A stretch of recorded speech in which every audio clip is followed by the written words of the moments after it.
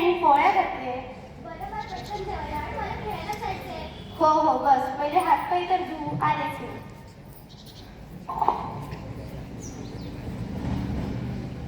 काय रे मग आज काय शिकवलं शाळेमध्ये? काय नाही, आज आम्ही येता येता बंडे एवढ्या जोरात चिखलात पडला, त्याला इतकं लागलं, पूर्ण तो चिखलानेच भरला होता. अरे रे, लागला असेल ना रे त्याला? हो, खूप लागलं. अरे चल ना खेळायला रायफल. हो आलो. काय जेवायला बसला? चल, मी जेवून पण आलो. अरे थांबा रे, त्याला जेवू द्या, तुम्ही पण बसा जेवायला. नाही आम्ही जेवून पण आलो, त्यालाच किती वेळ लागतोय. अरे आरामाने जेव. अरे तुला तुझी आत्या आठवण करत असेल. किती दिवस झाली आठवण करायला लागली, फोन तरी कर तिला. हो, त्याला तर फक्त त्याची आत्ताच आठवण करते, त्याला तर काही मामा मावशी. हो का, 12 महिन्यातून फोन तरी. 12 महिन्यातून एकदा येतो म्हणून तर त्याला आठवण येते, नाही तर ती तो जेव्हा बघावं तेव्हा नुसतं माहेरातच मी असते. पाणी पी, पाणी पी.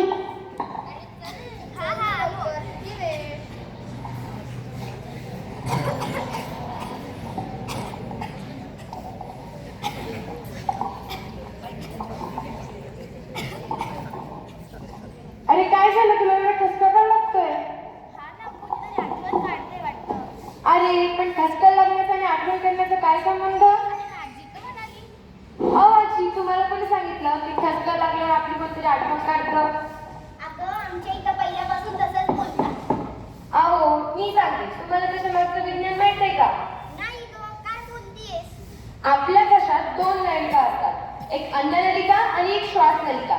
तर आपण जेव्हा गप्पा मारत जेवण करतो आणि पटपट जेवण करतो ना, तेव्हा अन्नाचा कण आपल्या श्वास नलिकेत जातो आणि मग फुफ्फुस म्हणतात, ए बाबा ते तुझं काम नाही, चल निघ बरं बाहेर. आणि मग ठसक्याद्वारे ते अन्नाचे कण बाहेर पडतात. त्याचा आणि आठवणीचा काहीच संबंध नाही. असं आहे का ते? मला तर माहीतच नव्हतं. म्हणून मी मुलांनो, जेवण करताना कधीच गप्पा मारायच्या नाही बरं का, आणि आरामशीर हळूहळू जेवण करायचं. कळलं का? कळलं का मुलांना?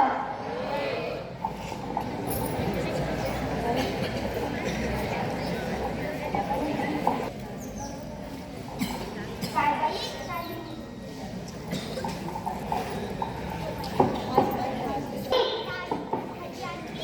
सारी तुम्ही शकतात.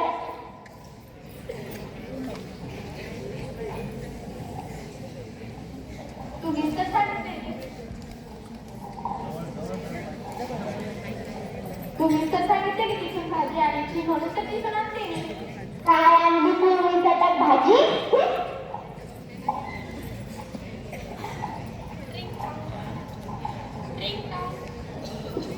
नाही, कोण आलं बघ आता. हो बाई बघते, तर मलाच करावं लागतं. आजी आहे का घरात? आजी, ओ आजी. कोण आलं रे बाप्पा? लिंबू मिरची सांगितली होती ना? आणली का रे? बरं बाबा आणली. तुम्ही सांगितलं होतं त्याप्रमाणे आजच घेऊन आलो. बरं बरं. आजी अजून लागते का? नाही नाही, आता बस झाली, आता पुढच्या अमावस्याला. तुमच्या एरियात लागत असेल तर सांगा. हो बाबा, आणतो, सांगतो. हे तर ही लिंबू मिरची घराबाहेर लाव. हो हो लावते. लाव लाव. हा इकडे घे, इकडे घे. हा वरती घे. हा लाव तिथं. वहिनी लिंबू मिरची टाकायला कोणी सांगितली? अहो ते आमच्या सासूबाईंनी सांगितली. कुठे आहे तुमच्या सासूबाई? आत्ताच गेलेत बहुतेक घरात. हो का? आजी, घराबाहेर लिंबू मिरची का टाकायला सांगितली? अगं आता अमावस्या आहे ना, तर मुलांना दृष्टी लागावी नाही म्हणून लावायला सांगितलं. जरी अशी वाईट नजर दृष्टी असली तर शाळेचा होमवर्क राहायचं झाला असता ना. काय बोलतीयस ग बाई? आजी, तुम्ही याच्या मागचा कधी वैज्ञानिक दृष्टिकोन जाणून घेतलाय का? नाही ग. चला मी तुम्हाला सांगते, ऐका बरं का. लिंबू आणि मिरचीमध्ये आम्लयुक्त गुणधर्म असतात, जे कीटकनाशकांना आणि लहान प्राण्यांना घरातून बाहेर ठेवण्यास मदत करतात. लिंबामध्ये सायट्रिक ऍसिड आणि मिरचीमध्ये कॅप्सिसिन नावाचे ऍसिड असते. ह्यांचा तीव्र वास आणि चवीमुळे घरातील कीटक बाहेर राहण्यास मदत होते. त्यामुळे आपण घराबाहेर लिंबू मिरची टाकतो. कळलं का आजी? एवढं आहे का त्याचं कारण? अजून नाही का? आहे ना, सांगते ना. हे बघा काय असतं, लिंबाचा पिवळा रंग आणि मिरचीचा लाल आणि हिरवा रंग या रंगांमुळे लोकांचे लक्ष वेधले जाऊ शकते. त्या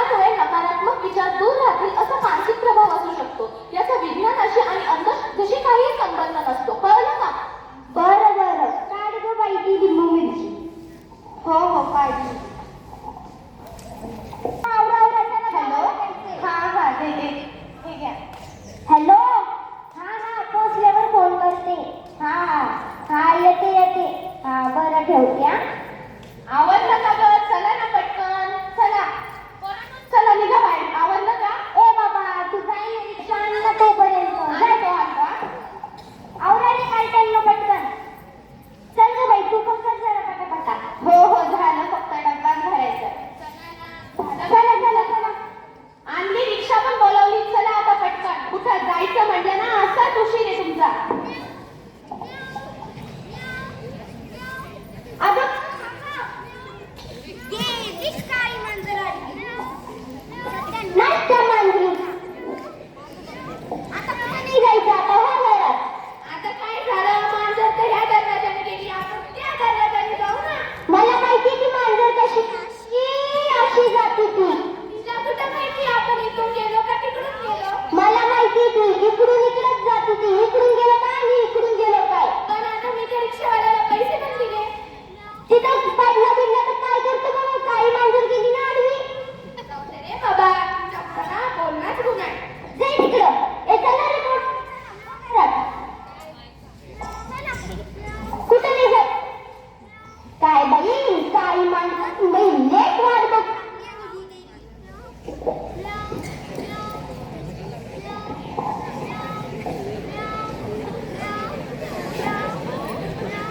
काय झालं आजी? तुम्ही तर गावाला जाणार होत्या ना?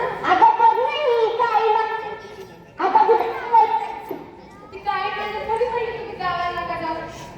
अगं पण काळी मांजर गेल्यावर गावाला जात नसतात. असं कोणी सांगितलं तुम्हाला? आमच्या इथं पहिल्यापासून असंच करते. अहो पूर्वीच्या काळी रात्री मांजर सगळं छोटंच आहे, तर मग रात्रीच्या वेळी ते जेव्हा रस्त्याने जायचं तेव्हा जंगलामध्ये त्याच्या मागे सिंह, चित्ता किंवा कोणताही जंगलात प्राणी ते मागे लागायचा. मग तो इकडे तिकडे पळायचा आणि अंदाजाने 5 मिनिटानंतर तिथे जंगली प्राणी यायचा. मग तो आपल्याला इजा करेल म्हणून काळी मांजर गेल्यावर रस्त्यात जात असतात. पण आता थोडी तसं काही आहे. असंय का त्याचं कारण. बरं चला चला मी लेट वाट बघायची. चला चला. काय गं बाजी? पप्या, ए पप्या, पप्या, कुठे गेली आता? लो. अरे चल ना, काय शेतात यायचं नाही का तुला? मागच्या वेळेस कसं यावेळेस चांगलं पीक आलंय. अरे ह्यावेळेस खूपच छान पीक आलं, पूर्ण हिरवं झालं. एक 10 महिन्या डोक्याला ते धान डुक्कर सगळं खाऊन घेते, त्याच्यामुळे मी आज लाभपाळी करणार आहे. हो हो चालतंय. तू येणार आहे का? हो येणार आहे ना. आई डबा दे बरं. तू काय मी आणते डब्बा जाय. पप्या, पाहुणे यावेळेस किती चांगलं पीक आलं. आज ह्यावेळेस दादा धरलंच होणार आहे आपलं. आता एक काम करतो, आई डब्बा घेऊन येणार तोपर्यंत चिंचेच्या झाडाखाली आराम कर मस्त. नको रे बाबा नको, चिंचेच्या झाडाखाली नको, ती बिटिन मागं लागली तर. नाही नाही काही नसतं, पुन्हा तिथं नको. याची इकडे बघ काय म्हणतो, हे चिंचेच्या झाडाखाली झोपायचं म्हणतंय. काय म्हणतो रे मेले. अरे लागली बिगली मागा तर काय करतो. झोपून तर राहायचं, एक रात्र तर काढायची. अरे तुला माहिती नाही त्याच्या मागं लागली होती किती बेजारी झाली बिचाराची. काय चिकाच्या भातखाली झोपायचं म्हणायला. काय झालं आजी? कशाचा गोंधळ चालू आहे? अगं हे बघ ना ह्यो म्हणायचं चिकाच्या झाडाखाली झोपायचं. झोपू दे की मग काय होतंय? तुला माहित नाही चिकाच्या झाडाखाली झोप तुझी भुकीन माग किती बिचाराचं बापाचं किती चुकलं होतं. नाही आजी असं काही नसतं. मी तुम्हाला त्याच्या मागची वैज्ञानिक गोष्ट सांगते. अगं जबल लोक म्हणायला नावं ठेवले पण माईला माहिती असून सुद्धा लेकाला थांबवलं नाही. नाही आजी असं आजकाल कोणी नाही म्हणत, कारण की विज्ञानाचं युग आहे. सगळ्यांना त्याच्या मागचं कारण माहिती आहे. मी तुम्हालाही सांगते. बरं हे बघा काय असतं, चिंचेचे झाड रात्रीच्या प्रमाणात जास्त कार्बन डायऑक्साईड सोडते. त्यामुळे जर आपण त्याच्या खाली झोपलो तर आपल्याला श्वास घेताना जास्त कार्बन डायऑक्साईड आपल्या शरीरात जाते. त्यामुळे आपण आजारी पडू शकतो. म्हणून चिंचेच्या झाडाखाली झोपू नये असं सांगतात. असंही करते का. पण चिंचेचे झाड कसे दाट आणि थंड असते, त्यामुळे आपण रात्री त्याच्या खाली झोपलो तर खाली ओलावा राहतो. त्यामुळे आपल्याला काय होणार? सर्दीच होणार ना. म्हणून तो आजारी पडला होता. हा का बाई तर माहीतच नव्हतं. मग आता जाऊ द्या बरं का त्यांना शेतात. हा जाय रे बाबा. जातो मी हा पप्याला.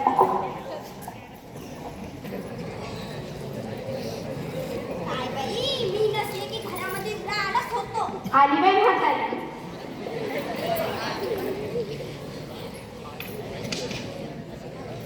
अगं बाई कोणी सांगितलं तुला झाडायचं.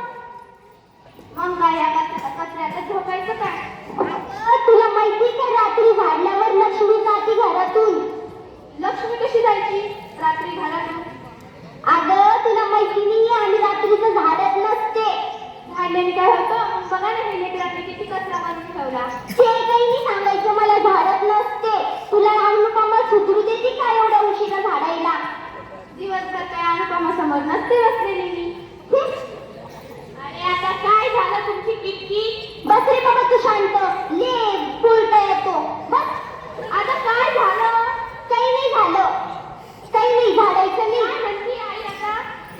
हे बघा आता या मुलांनी इतका कचरा केला म्हणजे याच्यातच झोपायचं. आई आपण काय रोजच इतक्या केर कचरा झोपतो का? झाडू दे ना तिला घर. तुला नाही माहिती रात्रीचं झाडत नसते त्या माईने तर कधी झाडलं नाही. जाऊ द्या रे बाबा.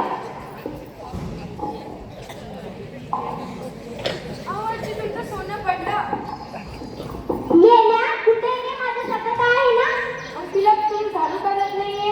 अरे तुला माहिती नाही रात्रीचं झाडल्यावर लक्ष्मी घरातून जाते. तुम्हाला असं कोणी सांगितलं? मला माझ्या सासूने सांगितलं ते मी हिला सांगायले बाई. अहो पूर्वीच्या रात्री घरामध्ये वीज नसल्यामुळे अंधार असायचा. मग आपलं सोनं किंवा कोणती महाग वस्तू कचऱ्यात पडली तशी जर झाडण्यात गेली तर आपलं नुकसान होईल की नाही? मग त्यामुळेच रात्रीच्या वेळी झाडू नये असं पूर्वीच्या काळी व्हायचं. पण आता हा विज्ञानाचा काळ आहे. असं आता काही नसतं. हो का हे का त्याचं कारण. झाड बाई झाड.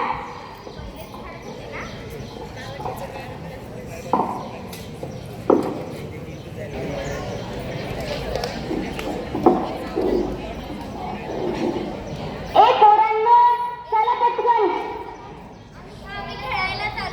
अगं खेळायला नाही आता. आता ग्रहण लागणार आहे. आता जेवून घ्या. मग ग्रहण लागल्यावर जेवत नसते बरं का. मग नंतर म्हणायचं नाही आई भूक लागली म्हणायचं नाही बरं का. मग बसा पटकन जेवायला. वाढ गे यांना. हो हो वाटते. आई पप्पाचा फोन आला मी आता जाऊन येतो. कुठं नको जाऊ रे बाबा. तुला माहिती नाही का ग्रहणाच्या वेळेस बाहेर निघत नसते. 2 मिनिटाचं काय माहिती त्याला कालपासून बोलवायला लागला. जातो मी. मग कायचं काय झोपलेला होता का. आता नाही जायचं कुठं.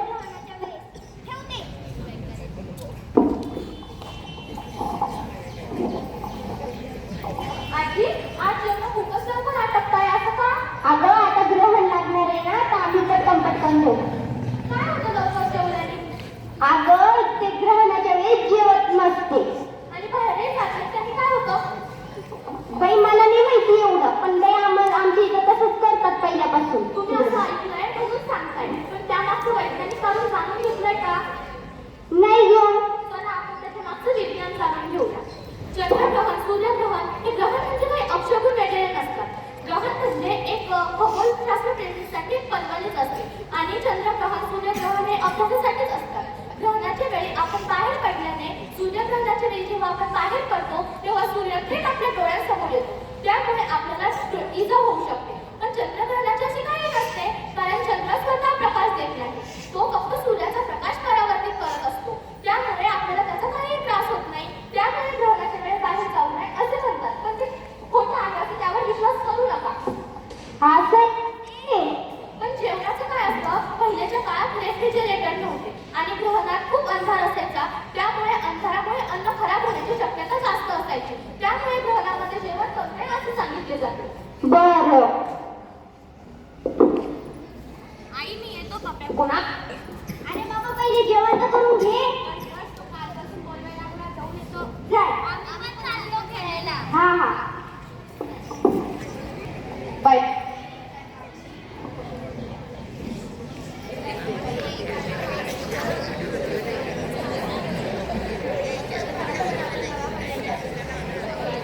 काय झालं ग तिकडं.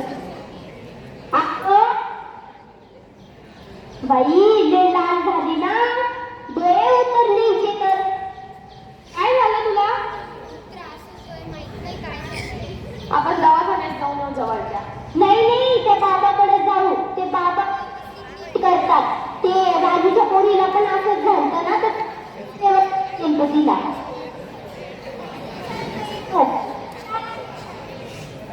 हो आणखी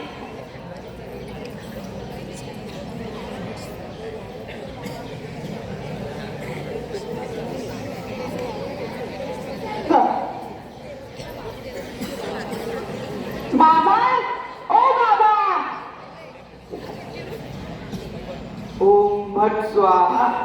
बघा ना बाबा आईला नुसतंच लाल झाली आणि नुसतं दुखायला लागलं. ना खायली ना प्यायली.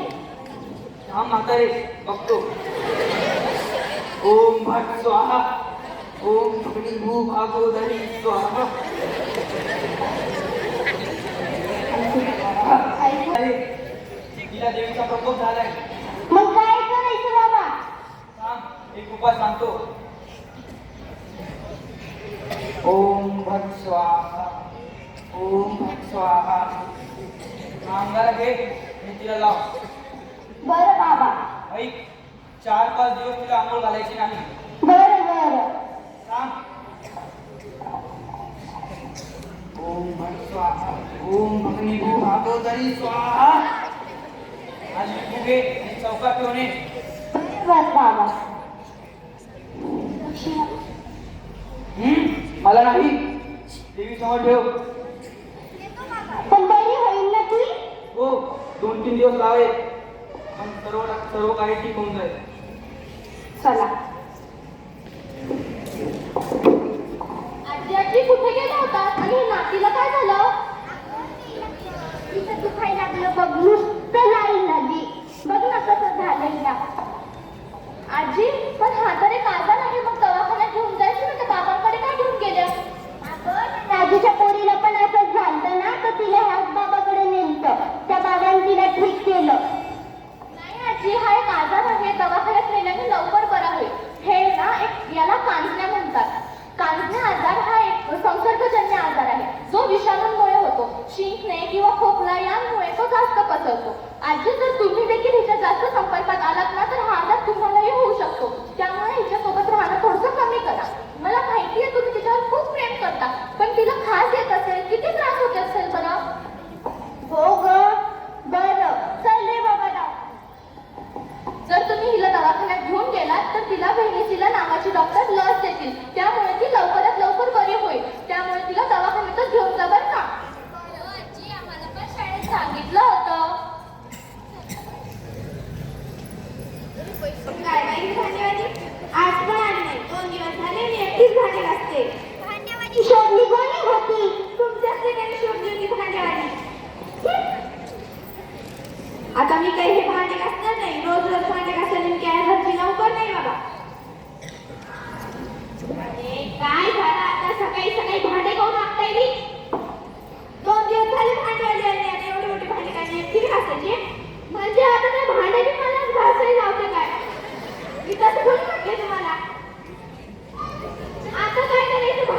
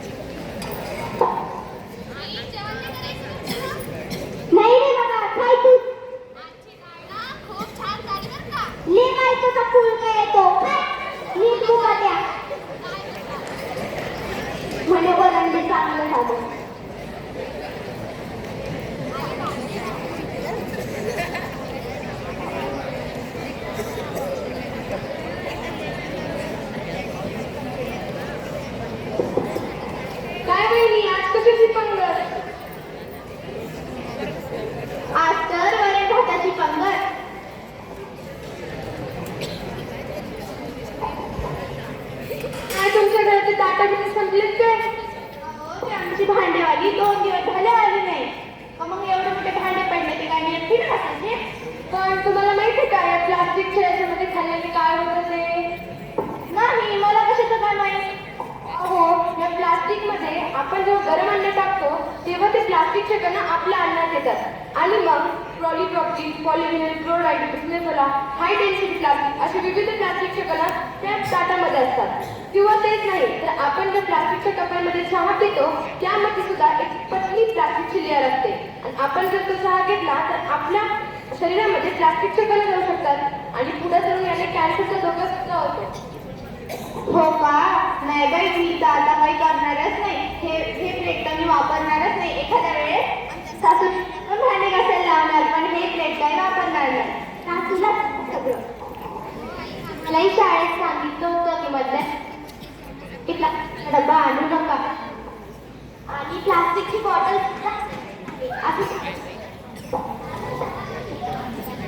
काय रे काय ना त्याने सांगितलं. मुलींना मला सांगायला काय झालं सांगितलं असतं तुमच्या आईला. हा, मी आईला सांगितलं असतं काय चांगली झाली आणि काय चांगली झाली.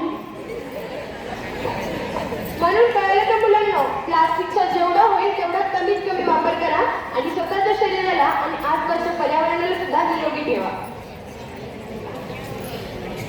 प्रगतीचा आधार, तर्क आणि प्रयोग, यशाचा संयोग, अंधश्रद्धा दूर करा, विज्ञानाला स्वीकारा, प्रश्न विचारा. ज्ञान वाढवा. विज्ञान म्हणजे केवळ प्रयोगशाळेतील टेस्ट ट्यूब आणि बंद दरवाजेतील संशोधन नाही. विज्ञान हे छोट्या छोट्या गोष्टींमधून निर्माण होते. आपल्या छोट्या छोट्या प्रॉब्लेम सुद्धा काही मोठे संशोधन लावू शकतात. म्हणून मित्रांनो, आजच्या काळात विज्ञानाला महत्त्व द्या, अंधश्रद्धेला नाही. तुम्हाला नक्कीच काही समजले असतील. अंधश्रद्धा हे आपल्या समाजाला लागलेलं एक स्थिर आहे. ते दूर करण्यासाठी विज्ञान हे एकमेव उपाय आहे. तर या नाटकातील कलाकार पहिली सूत्रधार मानसी जाधव, 9वी ल, दुसरी सूत्रधार खुशी माळी 8वी ई. या नाटकातील आजी म्हणजे श्रावणी गोरे 8वी ब, आई तेजस्विनी खिस्ते 8वी ब, मग या स्नेहा वैद्य 8वी ब, मुली आराध्या कवडे 8वी ड, वेदिका साळुंके 8वी ड, रुजी देशमुख 9वी ई, मांजर दिव्या कस्तुरे 8वी ब, भोतू बाबा प्रणय शेळके 8वी ई, प्रार्थना करवंदे 9वी ड आणि मी श्रावणी नवरे. आणि तुम्ही हे काही शिक्षकांना व विद्यार्थ्यांना इथे बॅगेज लावलेले बघते ते आपल्याच विद्यार्थिनींनी काय बनवलेले आहे. त्या गायत्री पठाडे 8वी ड, अनुश्री सोनवणे 8वी ड, श्रद्धा नवले 8वी ड, श्रावणी नवले 8वी ड, प्रज्ञा कुबेर 8वी ड, आराध्या पारी, प्राची धोत्रे, कल्याणी बळक 8वी ब, गुंजन शेटे 8वी ब, समृद्धी पिंपळे 8वी ब. धन्यवाद.